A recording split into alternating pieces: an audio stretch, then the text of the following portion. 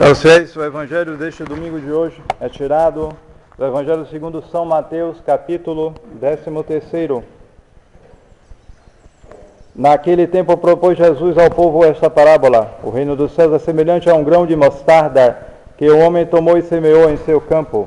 Este grão é, em verdade, a menor de todas as sementes, mas depois de crescida é a maior de todas as hortaliças e chega a tornar-se uma árvore, de maneira que as aves do céu se vêm aninhar entre os seus ramos.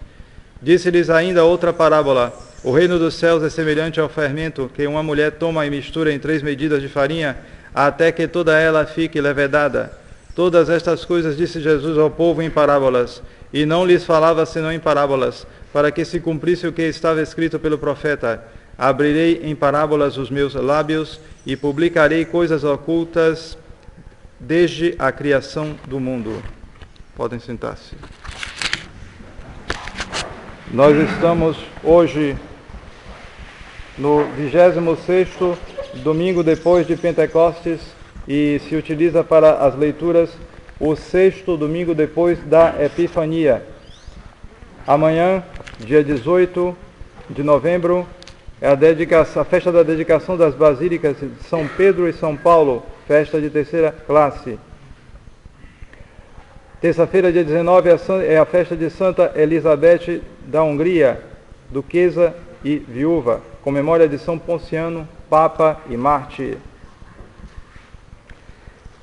Na quarta-feira é dia de São Félix de Valois, confessor, festa de 3ª classe.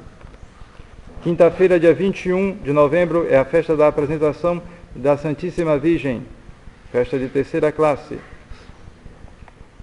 Dia 22, sexta-feira, é a festa de Santa Cecília, Virgem e Mártir. No sábado, festa de São Clemente I, Papa e Mártir, com memória de Santa Felicidade Mártir. O próximo domingo será o 27º e último domingo depois de Pentecostes, que termina assim, estamos realmente nos aproximando do final do ano litúrgico. Em nome do Pai, e do Filho, e do Espírito Santo. Amém.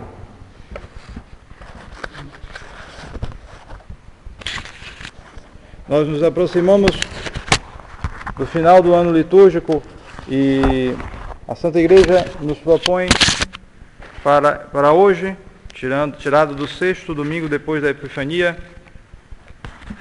entre outras coisas, a Epístola de São Paulo aos Tessalonicenses, quer dizer, os habitantes da Tessalônica, na atual Grécia,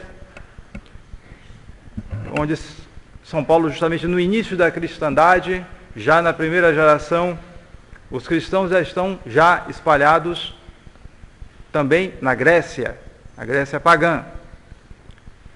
Porém, eram grupos relativamente diminutos, comparados à multidão do paganismo, que dominava em todo o mundo naquela época, em particular na bacia do Mediterrâneo, onde os romanos dominavam.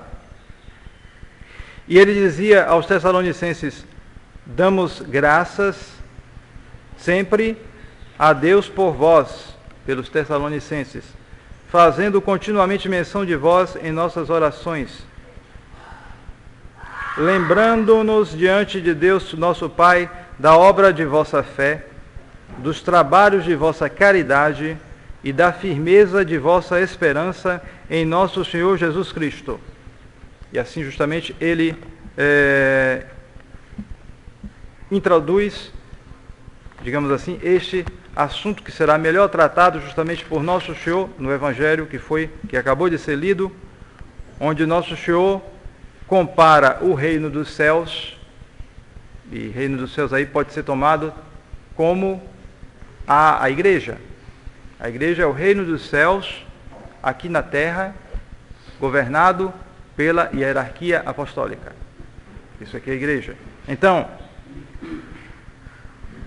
ele compara esse reino dos céus a um grão de mostarda. A mostarda não é muito comum aqui, a planta, mas é curioso que, por exemplo, na Chapada Diamantina, no centro aqui da Bahia, eu cheguei a ver realmente mostarda que nascia espontaneamente. Ninguém plantava, ela nascia à toa. E a semente é realmente minúscula, uma coisa minúscula mesmo, difícil de se ver, só a olho nu, mas que quando ela cresce, e eu cheguei a ver, ela fica com mais de 2 metros, e eu cheguei a ver um dia um ninho de passarinho na mostarda. Quer dizer, ela se torna realmente a maior das hortaliças, embora a semente seja muito pequena.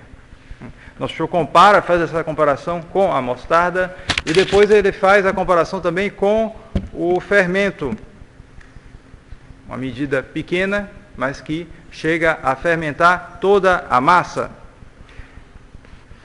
Isto que nosso senhor dizia aqui se realizou, sobretudo, nos 3 séculos depois da morte de nosso senhor, na expansão extraordinária que teve o catolicismo nos 3 primeiros séculos, depois continuou, mas nos 3 primeiros séculos foi muito marcante, inclusive um argumento da divindade do cristianismo, porque justamente foi uma expansão fora do comum, no meio de uma perseguição feroz. Muitas mortes, talvez milhões de mortes.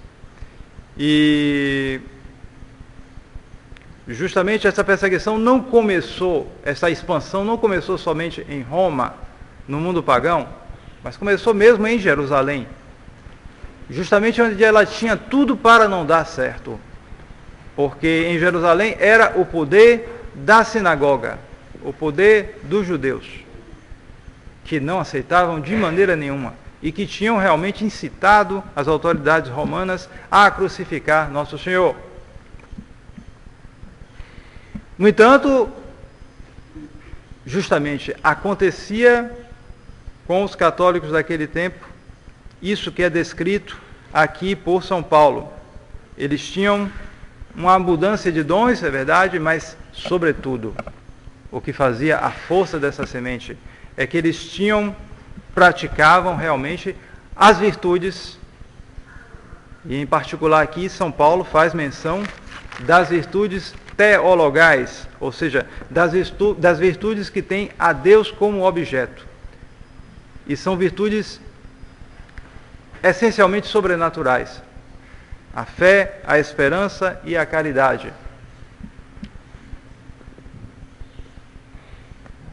E é interessante a maneira como São Paulo fala dessas 3 virtudes, referindo-se, no caso, aos tessalonicenses, aos habitantes da Tessalônica, no mundo pagão, mas isso era semelhante, não só em Tessalônica, mas também, sobretudo, quando começou em Jerusalém, quando houve em 2 dias 8.000 conversões, por uma ação extraordinária do Espírito Santo, e depois não parou mais, indo parar em Roma, onde milhares se converteram, depois em todo o mundo pagão também, ao mesmo tempo, até que tomou toda a bacia no Mediterrâneo e mesmo fora dos limites do Império Romano, já que essa expansão ela se realizou fora dos limites do Império Romano, foi parar em lugares do Império Persa e outros lugares até pelo Oriente adentro, e dizem até que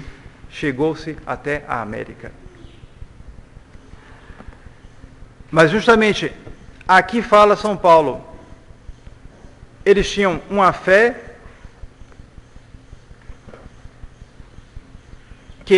uma fé operante, uma fé viva, e sendo viva, ela operava, ela realizava, ela influía na vida daqueles católicos, de maneira que eles viviam simplesmente a sua fé, eles enfrentavam os perigos, eles não se negavam à confissão da sua fé, e com isso eles sofriam as perseguições que foram instalando pouco a pouco até chegar a um clímax, sobretudo com Nero, e depois foi seguindo durante 3 séculos e nunca pararam, de certo modo. Sempre os católicos foram perseguidos.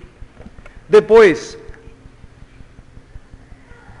os trabalhos de vossa caridade, não era só uma caridade sentimental, mas era uma caridade que agia exteriormente, que se interessava pelo próximo, que o ajudava, que não olhava a condição dele, as dificuldades, etc., mas que se esforçava em ajudá-lo, e depois da firmeza da vossa esperança em nosso Senhor Jesus Cristo. A esperança é assim colocada como um resultado justamente dessa fé e dessa caridade que agiam, dessa fé e caridade que não ficavam dentro das pessoas, mas que agia também fora das pessoas, levava a elas serem realmente cristãos e católicos, não só interiormente, mas também exteriormente. Como resultado disso, a esperança era firme. A esperança não era vacilante. Todo aquele que tem uma esperança vacilante não avança, no mínimo. E olhe lá se não terminar por se perder.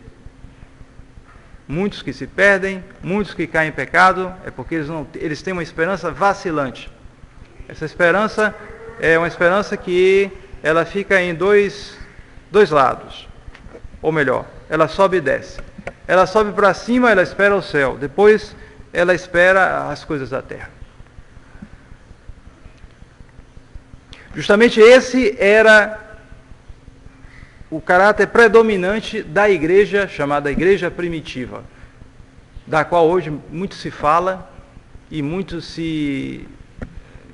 de uma maneira muito desnaturada, porque se chama a igreja primitiva como uma igreja de pobres, uma igreja em que todo mundo dividia tudo, em que não havia ricos, etc. Isso não é verdade. Havia ricos sim na igreja primitiva. É verdade que não havia muitos ricos, porque em geral era gente humilde. Se começou com as pessoas mais simples, menos doutas. Mas logo isso foi espalhando pela sociedade toda. Mas é verdade, eles não tinham muitos, não havia muitos ricos entre eles. Também essa tal simplicidade da igreja primitiva era um resultado da perseguição. Eles não podiam construir igrejas. Não podiam construir, porque se construíssem eram perseguidos, elas eram destruídas, queimadas, e seus construtores, seus promotores seriam mortos. Então eles evitavam ao máximo, eles mantinham uma discrição muito grande, mas vez ou outra, quando havia cessava um pouco a perseguição, eles começavam a manifestar publicamente o seu culto. Não se tratava de pobreza, isso existia, mas não era o principal. O que marcava principalmente a igreja dos primeiros séculos, aqui descrita por São Paulo, era justamente que ela não se conformava com esse mundo.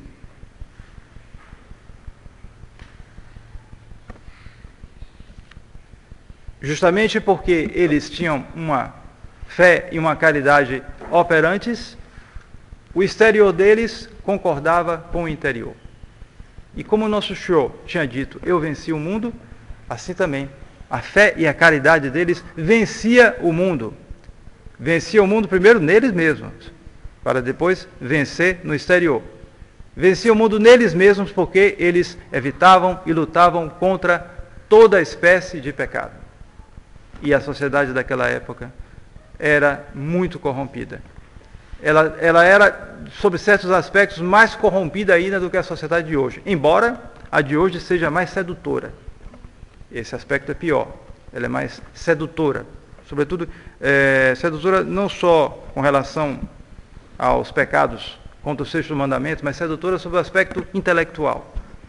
Naquela época não era tanto, mas havia isso sim, e havia muita corrupção naquela sociedade decadente romana. Porém, eles não se deixavam abalar por isso e enfrentavam a situação. Assim, a igreja primitiva, da qual dá o exemplo aqui São Paulo, é um exemplo para nós hoje, nessa situação em que vivemos.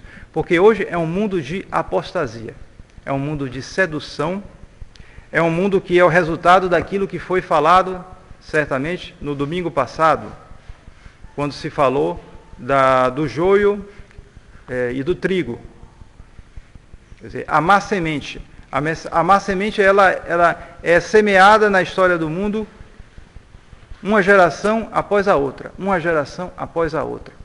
Mas só que essa semeadura foi aumentando de uns séculos para cá. E de 100 anos para cá, a semeadura, a má semeadura, que é feita pelo demônio, como diz a parábola, ela aumentou de maneira fora do comum, porque nós sabemos que no final do século XIX, o Papa Leão XIII teve uma visão onde ele viu que os demônios saíram do inferno. Muitos.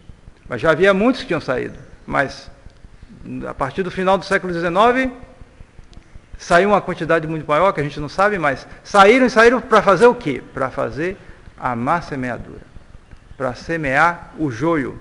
E o joio, justamente, são as más paixões, o vício, o pecado, os erros, as heresias, as falsas religiões. Tudo isso foi semeado de uma maneira fora do comum, mais do que antes. Resultado disso, o trigo, hoje, está cada vez mais sufocado. E todo mundo sabe, quando o trigo quando tem uma planta boa, que está cheia de carrapicho ou de erva daninha, seja lá o que for, a tendência dela, se não for capinada, é de secar, de ficar fraquinha e mesmo de morrer. É a situação onde nós nos encontramos hoje. Mas para hoje, como para a época do paganismo, a solução é sempre a mesma. A nossa fé e a nossa caridade têm que ser vivas, têm que ser operantes, a fim de que nós tenhamos uma esperança firme, uma esperança que não se abala com as dificuldades, porque ela tem justamente o céu em vista. E quem tem o céu em vista não se abala com as dificuldades passageiras desse mundo, porque justamente ele sabe que todas essas dificuldades são passageiras. Elas não durarão e, portanto, isso nos dá firmeza para agir sempre em união a nosso Senhor, enfrentando as dificuldades, confessando a nossa fé e justamente avançando cada vez mais na vida espiritual. Peçamos então a nosso Senhor que nos dê essa graça, que é aqui descrita pelo apóstolo São Paulo e que justamente deu força para a igreja ser o que nosso Senhor aqui profetizou, ou seja, de que a igreja seria realmente a semente de mostarda que cresceria muito e o fermento que levedaria toda a massa, como de fato aconteceu. Em nome do Pai, e do Filho, e do Espírito Santo. Amém.